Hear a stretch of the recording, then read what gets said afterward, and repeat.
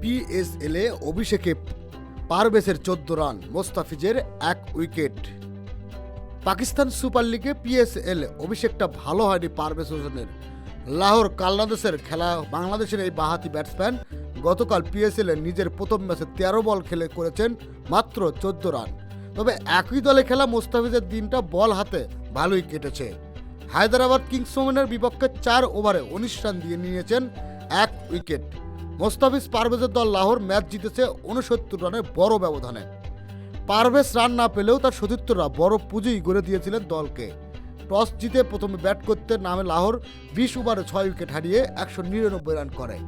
Opener Fakhar জামান 39 বলে 53 এবং 5 নম্বরে নামা হাসিবুল্লাহ খান 10 বলে 40 রানের অপরাজিত ইনিংস খেলেন।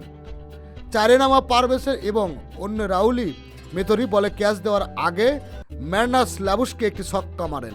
200 রানের লক্ষ্যে ব্যাট করতে নামা হায়দ্রাবাদ কিংস ওমেনের প্লেয়ারদের 2 উইকেটে 48 রান তুললেও এরপর খেয়ে হারিয়ে ফেলে। 6ষ্ঠ ওভারে প্রথমবার বল হাতে পাওয়া মোস্তাফিজ 2 ওভারে দেন 9 রান। এর মধ্যে দ্বিতীয় ওভারের শেষ বলে তার স্লোয়ার ডেলিভারিতে ক্যাচ তুলে আউট হন ইরফান খান। মোস্তাফিজ শেষ দিকে আরও 2 ওভার করলেও উইকেট নিতে পারেননি। হায়দ্রাবাদ ইনিংসের শেষ বলে 130 রানে অল আউট হয়ে যায়। খেলাধুলার আপডেট নিউজ পেতে চ্যানেলটি সাবস্ক্রাইব করে সাথে থাকবে। ধন্যবাদ।